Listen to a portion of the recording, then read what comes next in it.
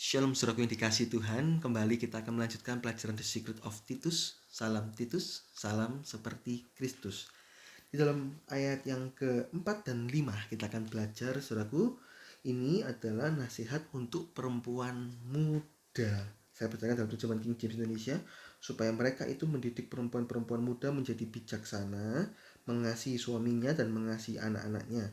Ayat kelima, bijaksana, suci, memelihara rumah tangganya baik, tunduk kepada suaminya sendiri, supaya firman Allah jangan dihujat. Ini ayat keempat itu masih sambungan di ayat yang ketiga. Ketiga ini adalah perempuan-perempuan tua itu menjadi guru dalam hal yang baik supaya mendidik. Nah, ini kan perempuan tua ini mendidik perempuan-perempuan muda, mendidik orang lain. Ini kan.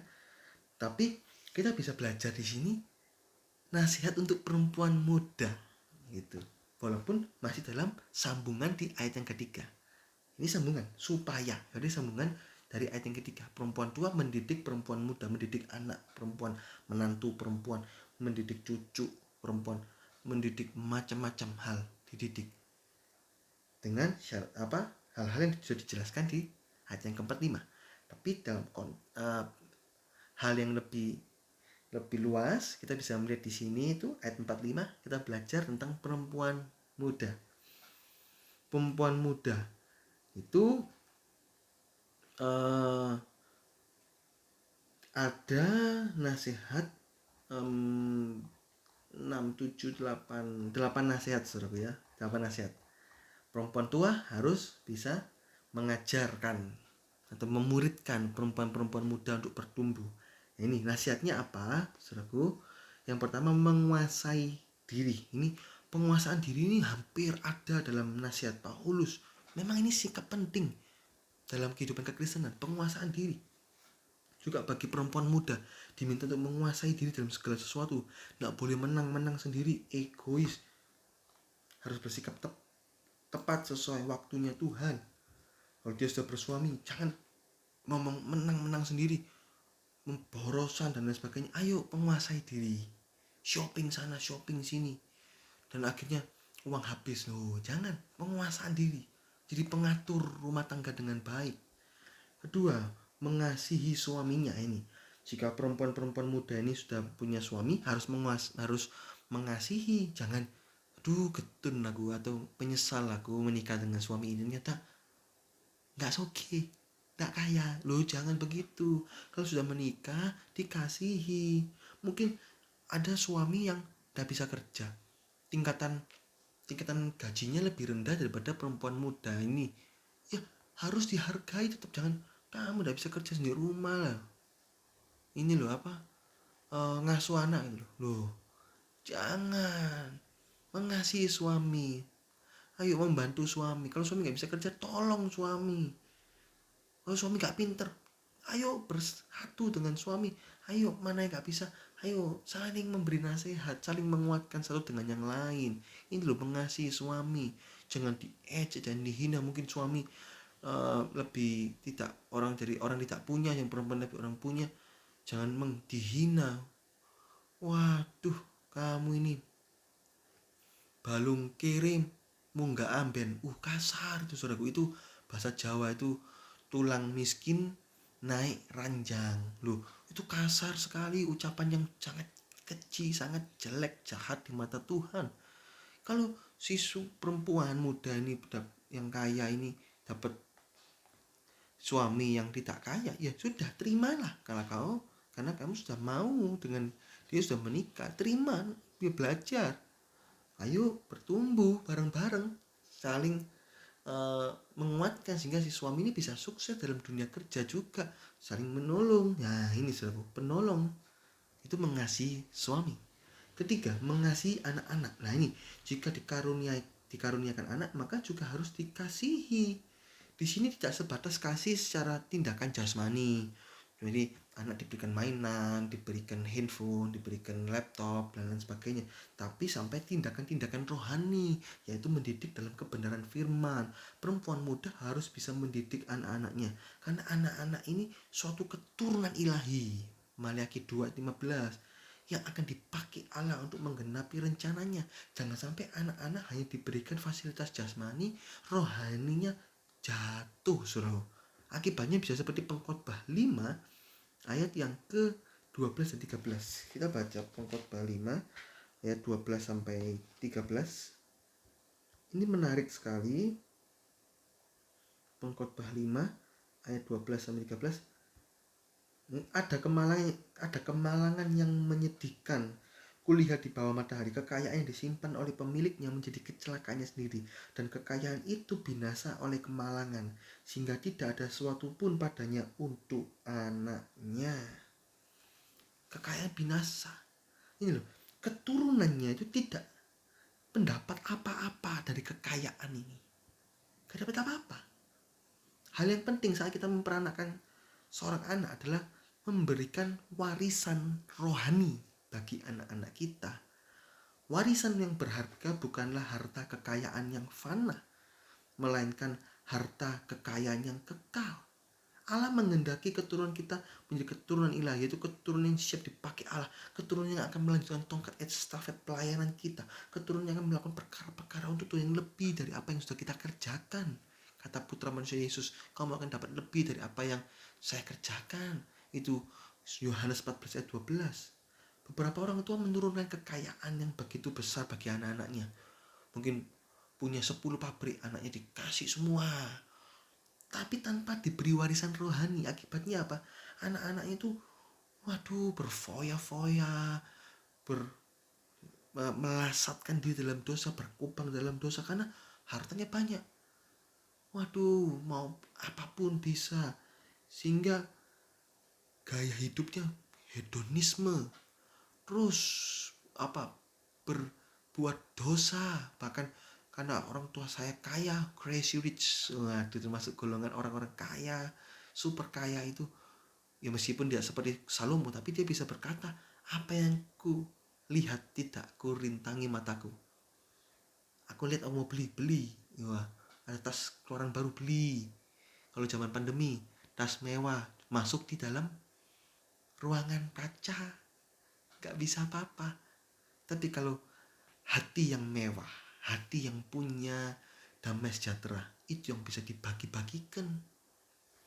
Jadi kalau diberi warisan jasmani saja, akhirnya anak-anaknya jahat, penuh dengan dosa, akhirnya hartanya habis semua. Jadi ini kekayaan itu binasa, habis, kata Pengkhotbah 5. Gak ada yang ditinggalkan lagi, gak ada yang diturunkan, habis. Gak jarang orang tuanya kaya, meninggal, si anak gak mampu melanjutkan pekerjaan orang tuanya, akhirnya turun, bangkrut. Bisa saja Pak. Saudara pasti akan mendengar banyak hal semacam ini, saudara. Oleh karena itu, ayo, yang penting itu jangan warisan jasmani, tapi warisan rohani, yaitu gaya hidup kita yang seperti Kristus itu yang kita wariskan. 1 Korintus 11 ayat 1, turut teladannya Papa, nak, seperti Papa turut teladan Kristus. Itu kehidupan rohani memperkenankan Tuhan. Ini warisan yang berharga, sehingga walaupun kita gak punya kekayaan, tapi saat kita berikan warisan Kristus itu, maka anak kita diberkati Tuhan, dipelihara sampai ujung usianya, tetap berbuah-buah lebat, tetap dipelihara, gak minta-minta. Anak cucunya pasti tidak akan meminta-minta. Itu saudaraku, ya. Perempuan muda, didik anak juga, termasuk laki-laki, suami harus didik. Jangan perempuan tugas istri, laki-laki gak pun didik, jangan. Suami pulang kerja, ya belajar. Nak, belajar apa? Ini dididik, diajari juga. Sama, tugas mencari nafkah memang tugas suami, tapi tetap mendidik anak, suami juga harus ikut andil. Jangan, mama aja, mama jangan, gak boleh. Saudaraku ya. Nah, dari kalimat ini, ya, ini kalimatnya mengasihi anak-anaknya. Dari kalimat ini menyiratkan pesan bahwa laki-laki harus siap menjadi satu sumber penghasilan. Karena apa? Karena si perempuan tidak kerja, mendidik anak, berdoa, mendidik anak, mengasuh anak. Laki-laki Gimana kalau si istri gak kerja? Ya harus siap. Tapi jangan khawatir, Tuhan lah yang menjadi kekuatan, yang sanggup mencukupkan segala sesuatunya asal bersandar kepada Tuhan. Segala perkara dapat ku tanggung di dalam Dia yang memberi kekuatan. Atau Allahku kan memenuhi keperluanku menurut kekayaan dan kemuliaannya. Ayo, belajar, laki-laki harus siap satu sumber. Kerja ngotot, kerja keras, tanggung jawab sehingga punya kenaikan gaji, punya tingkatan yang lebih baik. Jangan malas-malesan, ada gaji istri gak apa-apa. Salah. Siap satu sumber, tapi kalau mau 2 sumber, it's okay. Istri yang bekerja masih boleh, asalkan tetap tidak meninggalkan tugas mendidik anak. Jangan mendidik anak dikasihkan suster, dikasihkan pembantu. Jangan, nanti dikasih televisi, anak nonton televisi, dari tambah rusak rohaninya, saudaraku. Kalau masih punya orang tua, ya masih bisa bekerja sama. Suami istri kerja, ikut sama orang tua, ikut sama nenek, kakek. Nah, pulang kerja, diambil, dibawa, didik anak. Diajari apa sama mak, engkong, sama nenek, kakek. Oke, ini diajari firman juga ini. Beri waktu buat anak. Jangan pulang kerja capek tidur, mainan malah main game dan sebagainya. Jangan, pulang kerja didik anak. Nah, di sekolah diajari apa ini? Kamu ada masalah apa di sekolah? Bertengkar, ayo ampuni. Nah, didik anak. Perempuan ini memang hebat karena bisa bekerja bermacam-macam. Ada istilah yang lucu waktu saya dengar baru-baru ini. Perempuan tuh mana, maca, masak. Tapi bukan itu, saudaraku. Perempuan itu tidak hanya mana, tapi mendidik anak. Mana mendidik anak, ya singkatan bagus ya. Jadi gak hanya mana toh. Itu mana itu terkandung di dalamnya itu apa? Mendidik anak. Mana bisa masak, nggak perlu. Kalau nggak bisa masak ya sudah, nggak apa-apa. Bisa minta tolong asisten rumah tangga dan lain sebagainya. Terus maca, perempuan-perempuan yang suka maca, dandan. Tapi yang penting mana ini loh, singkatan dari mendidik anak. Harus, jangan dititipkan babysitter atau pembantu. Nanti anak ini didikannya mereka nggak mau sama orang tua, akhirnya rohaninya jadi jelek, saudaraku. Kalau memang nggak bisa mengatur waktu demikian, kalau sampai dititipkan babysitter, orang tua nggak bisa bantu, anak usah pakai babysitter. Maka saya memberi nasihat di sini, perempuan berhenti kerja. Harus berhenti kerja, didik anak. Lebih baik dirawat sendiri daripada dirawat orang lain. Lebih baik penghasilan dipotong daripada hidup anak itu dipotong. Kenapa? Karena kena narkoba, kena pergaulan bebas, mati. Sayang, menyesal. Harus atur waktu dengan baik. Si suami harus bisa satu sumber penghasilan, kerja ngotot. Saudaraku, dirawat sendiri. Nanti pengajaran dari babysitter berbeda, dinetralisir loh. Nggak boleh bohong putih nggak boleh. Bohong is bohong, dosa. Matius 5:37, baca ini coba nak. Gitu, diajari. Hari ini kamu belajar Alkitab apa nak? Begitu. Semua itu harus disikapi dengan bijaksana. Antara suami istri, ayo berunding, berdoa minta hikmat Tuhan untuk bisa memutuskan yang terbaik sesuai firman Tuhan. Kalau memutuskan sudah punya anak, ayo diatur. Bagaimana kalau punya anak, saya gak kerja, koko sanggup, bapak sanggup, satu penghasilan, gaji sekian, ya kalau gitu kita potong aja ya. Mungkin AC jam 10 sampai jam 12 nyala, jam 12 sampai jam 5 gak pakai AC, pakai kipas angin yang diharapkan ke atas sehingga gak sampai kena badan dan lain sebagainya. Ya kita potong ya, gak usah pergi-pergi sudah, karena semuanya ini kan penghasilannya sudah berkurang karena mama saya ngasuh anak. Nah itu diatur, Ya, bagaimana minta hikmat Tuhan?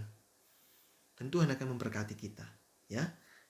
Memberkati keluarga-keluarga yang mau terbeban terhadap anak-anaknya. Keempat, bijaksana. Nah ya, bijaksana juga ada. Ini memang sikapnya pengikut Kristus. Laki-laki tua, laki-laki muda. Laki-laki tua, perempuan muda.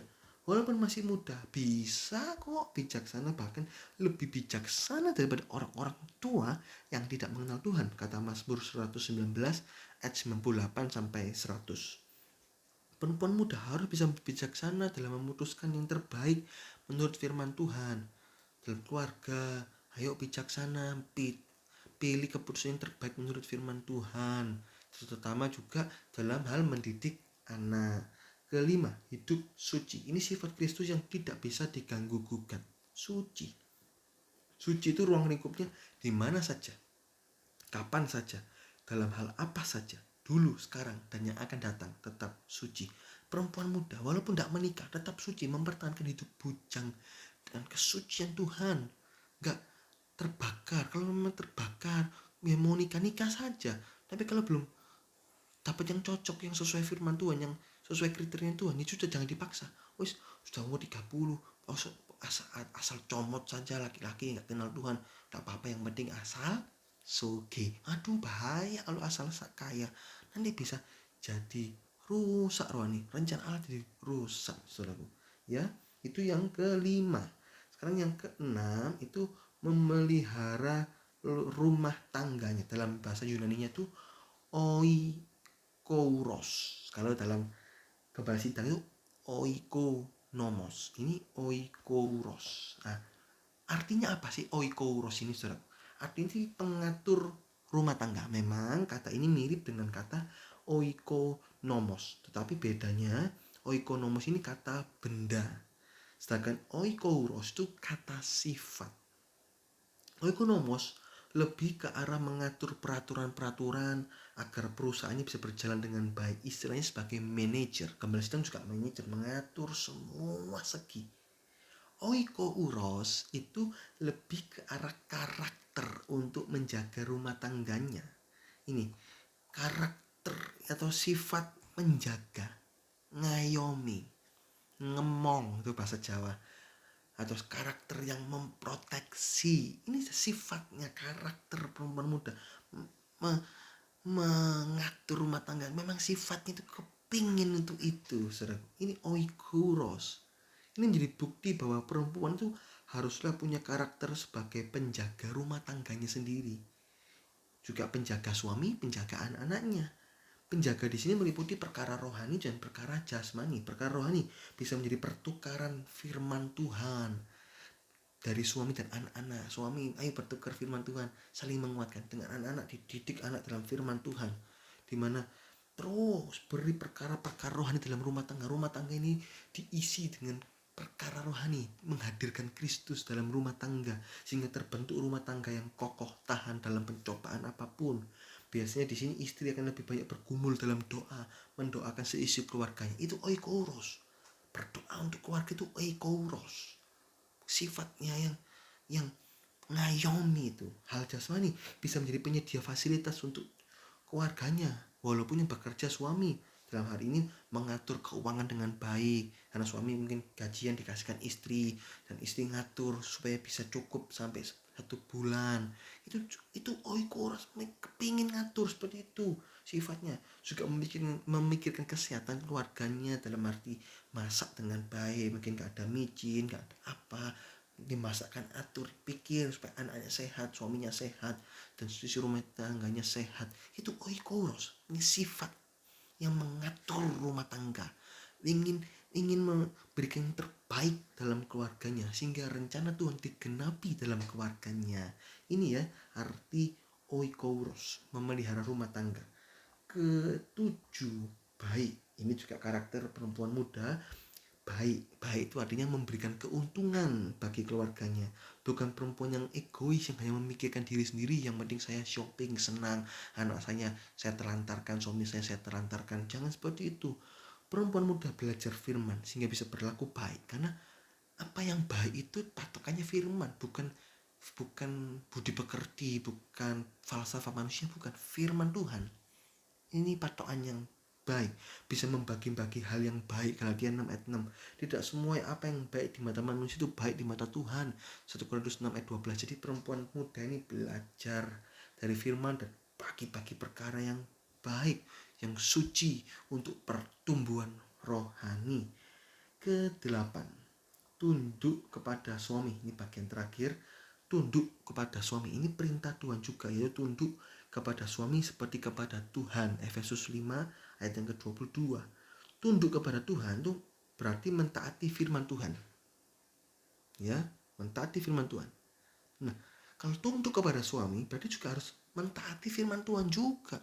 Karena tunduk kepada suami seperti kepada Tuhan.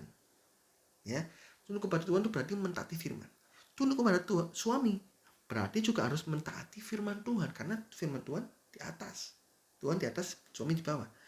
Aku mau tunduk karena mentaati firman Tuhan.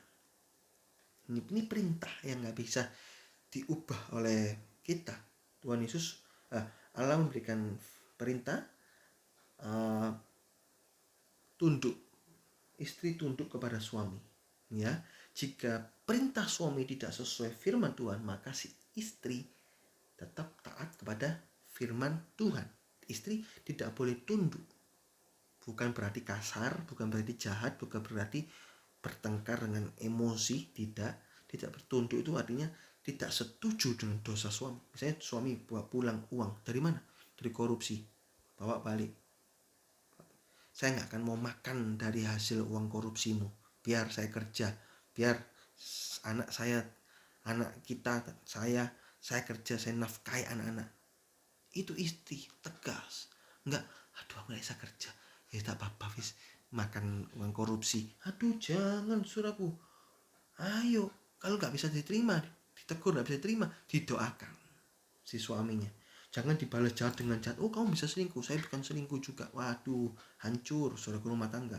Ayo, disuruh sama-sama menipu seperti Ananias Safira, jangan mau. Tolak. Istri nggak boleh setuju. Jika setuju, hati-hati, bisa sama-sama binasa seperti Ananias dan Safira. Istri harus bisa menjadi penjaga bagi keutuhan rumah tangga. Itu dia, oikouros. Sifatnya ingin rumah tangganya utuh. Seperti yang sudah dijelaskan tadi itu, oikouros. Patokannya tetap firman. Jika suami sesuai firman Tuhan, maka segala hal tunduk, karena suami berpatokan pada firman. Tapi kalau nggak sesuai firman, tidak boleh tunduk kepada firman, ya. Tunduk. Efesus 5:24, 1 Petrus 3 ayat yang kelima.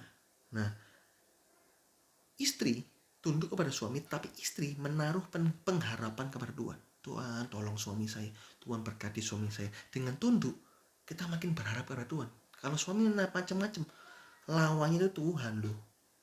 Ya, biar Tuhan yang menjamah sang suami jika tidak mau menerima nasihat yang benar. Tugas suami ini lebih berat loh dari istri. Kalau saya katakan di sini, kenapa? Suami itu harus mengasihi istri sampai menyerahkan nyawanya. Itu Efesus 5:25. Si istri hanya tunduk agar ada kerjasama yang baik. Keduanya harus tunduk kepada Kristus tentu saja ya, karena semuanya patokannya Kristus kepala, suami kepala istri. Ya, suami tidak boleh semena-mena terhadap istri, tapi harus tunduk kepada Kristus, mengasihi istri, memberikan nyawa bagi istri, korban sungguh-sungguh. Ya ini, semuanya ini kalau sudah berlangsung sesuai firman Tuhan, maka akan terbentuk rumah tangga yang bahagia.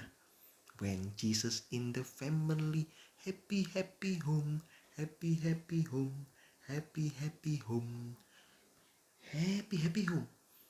Si istri punya sifat oikouros, menjaga keutuhan. Si suami juga tunduk kepada Kristus, mengasihi istri dan anak-anak keluarganya, bahkan memberikan segalanya sesuai firman Tuhan. Itu akan terbentuk happy happy home. Ada Yesus dalam keluarga jadi bahagia. Semua ini dikerjakan agar firman Tuhan jangan dihujat. Jadi saudaraku, simpulannya, perempuan-perempuan Tuhan juga harus mengajarkan hal-hal di atas kepada perempuan-perempuan muda. Tadi ya, 7 hal itu tadi, 8 hal tadi ya, mengajarkan semua kepada perempuan-perempuan muda. Jika dalam gereja terbentuk hubungan demikian, laki-laki tua dia teladan, perempuan tua dia teladan, terbentuk hubungan demikian, maka gereja Tuhan akan bersinar dan bisa menjadi percontohan bagi dunia. Banyak jiwa-jiwa akan datang kepada Tuhan untuk memuliakan nama Tuhan. Roma 11:36. Tapi jika hal tidak dilakukan, ayat 2 ayat 3 ini nggak dilakukan, saudara, ayat 1 juga nggak dilakukan, maka nama Tuhan akan dipermalukan. Kristen kok seperti ini, rumah tangganya kok kacau balau, rumah tangganya kok penuh dengan pertengkaran. Nah itu saudara, ayo belajar mempraktekkan ayat 1 perkataan pengajaran, ayat kedua laki-laki tua, ayat ketiga perempuan-perempuan tua, ayat keempat perempuan-perempuan muda. Ayo kita ajarkan semua, teladani, dan kita berikan pengajaran firman yang baik kepada sekitar kita, saudaraku ya. Puji Tuhan, Tuhan Yesus memberkati.